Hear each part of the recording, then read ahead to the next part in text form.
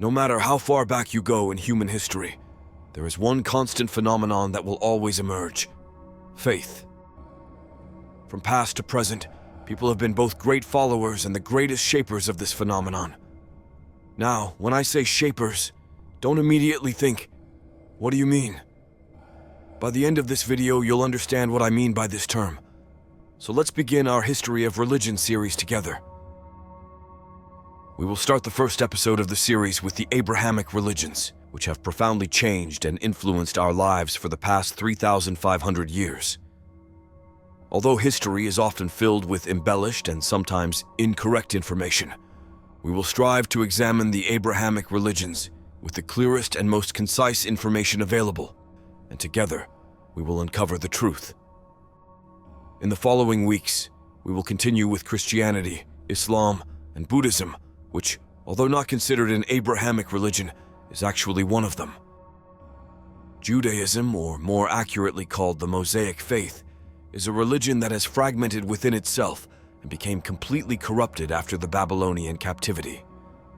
But where did this religion originate? How did it evolve? And as always, how was it designed and altered by human hands? To keep the video from being excessively long, we will cover the Mosaic Faith in its fundamental aspects and key turning points. The Mosaic and Jewish faith primarily trace back to Abraham. Originally, religions do not divide into different segments within themselves. They are all parts of a foundational ancient belief. But after the lineage of Abraham, human intervention caused these religions to diverge into different paths. This distinction is now presented as follows. Those descended from Abraham's son Ishmael are of the Muslim lineage, and those from his son Isaac are of the Jewish lineage. During the times of Ishmael and Isaac, there were no symbolic distinctions. They lived and died adhering to a religious philosophy taught by their father. In Judaism, there are three great patriarchs: Abraham, Isaac, and Jacob. We know Jacob as the father of Joseph, who lived in Canaan and became a prophet. For the first time during Jacob's era, with Joseph rising from slavery to vizier, Jacob's lineage settled in Egypt, where they multiplied until the great Exodus with Moses many years later. The reason for providing this information is that we have all encountered the concept of the Israelites in history. The Israelites built the temple of God, went to Jerusalem, were enslaved in Babylon, and left Egypt with Moses. So what are the Israelites? Where does the term Israel come from? This is where the story of Jacob, which I mentioned earlier, becomes important. When Jacob was fleeing from his brother who wanted to kill him, according to Jewish accounts, near Canaan he encountered a giant, who was actually a fallen angel. However, if we explain it with reason and logic, we could describe him as a massive barbarian, a bandit who troubled people. After winning the fight, Jacob received a revelation from God telling him, "From now on, your name will be Israel." The word Israel means fighter for El, one who fights for him, or one who achieves victory for him.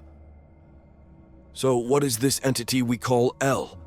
It is actually the same as what you all know, but might misinterpret the etymology of Allah. In Arabic, the word Allah is pronounced as Ella. It is formed by combining the words El and Ilah.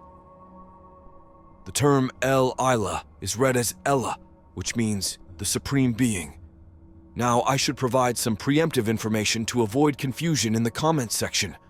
The terms Ella, Allah, El Ilah, and God all refer to the same entity.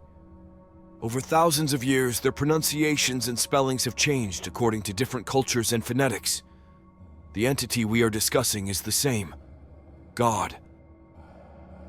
In the years that followed, as I mentioned, the Israelites settled in Egypt, grew in number, and then suffered oppression and torture due to their beliefs. This chain of events took a different turn when Moses saved them from Egypt. Now we come to the point where the name of the religion originates. The faith of this community, which migrated from Egypt to the region known today as Israel under the leadership of Moses, is called Mosaic, because they followed the teachings and philosophy of Moses. This philosophical belief is already aligned with the fundamental teachings of the Abrahamic religions. Worship one God, Do not commit evil. Do not take what is not yours. Do good. These are the core messages of all religions. It does not contain excessively symbolic concepts like contemporary Judaism. It actually has a belief structure that is nearly identical to modern Islam, advocating the compassionate and forgiving teachings of God El. So where did things change, leading to the emergence of Judaism?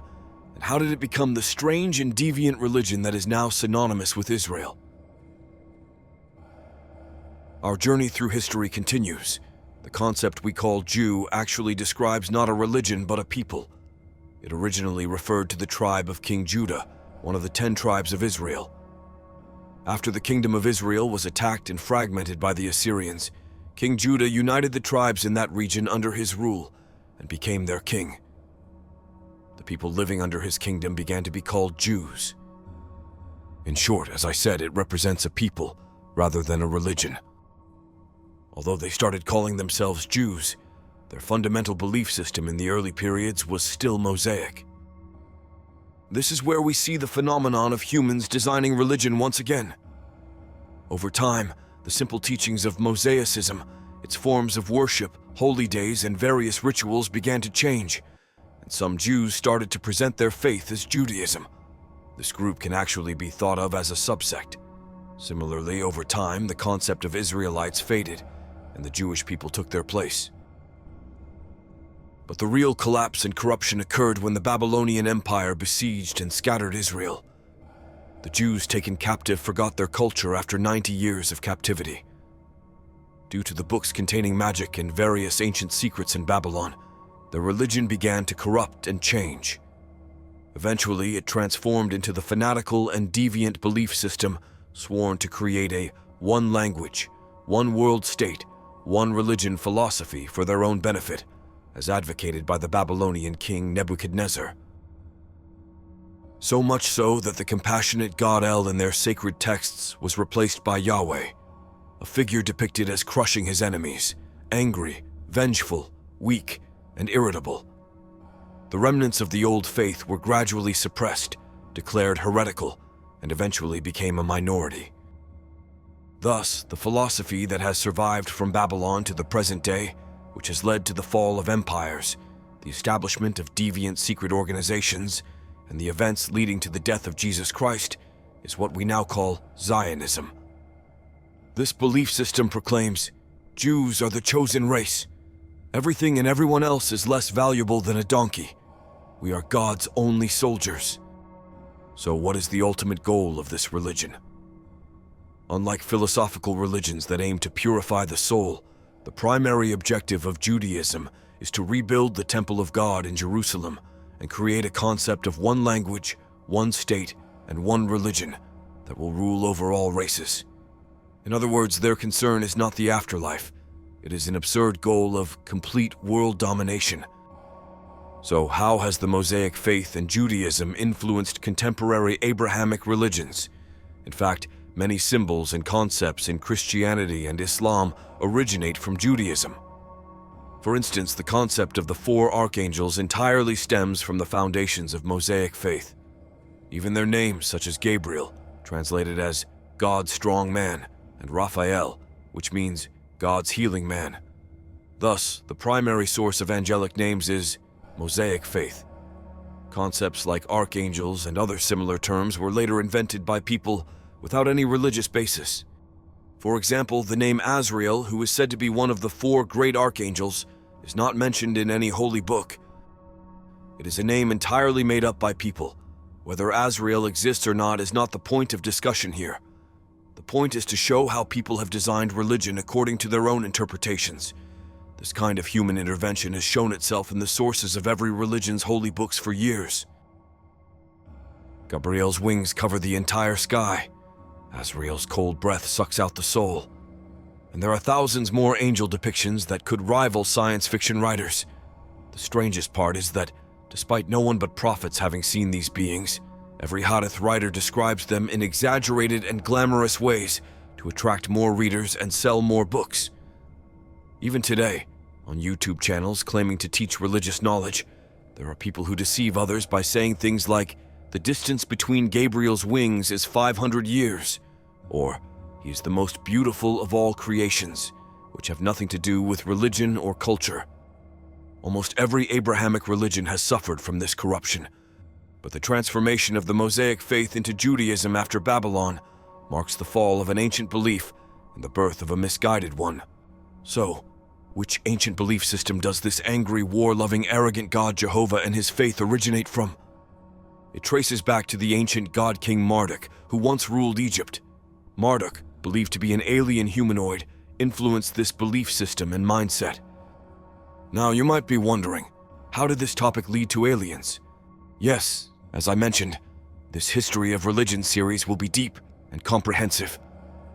After the monotheistic religions, we will go back to the early periods where gods who came from the sky, that is, the ancient alien beings, were worshipped, and answer all your questions. Stay tuned.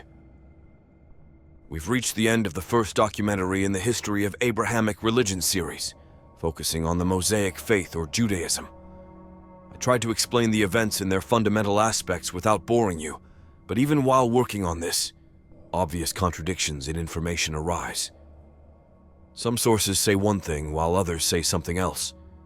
Therefore, while examining these topics, I didn't just review documents related to Judaism, but also explored the broader history and cultures of Egypt and Mesopotamia to provide you with this information. My advice to you is to conduct your research by looking at multiple sources rather than relying on a single narrative. This way, you will understand and learn the true history, not just the one written by those who have power, and therefore dictate you what they want you to believe. If you have any questions or come across the details that puzzle you, please feel free to write them in the comments section. I'm Ethan Godfrey. Welcome to my channel. If you enjoyed this video, please give it a thumbs up. I'll see you in the next episode of the History of Religion series. To follow along, don't forget to subscribe to my channel. Take care and thanks for watching.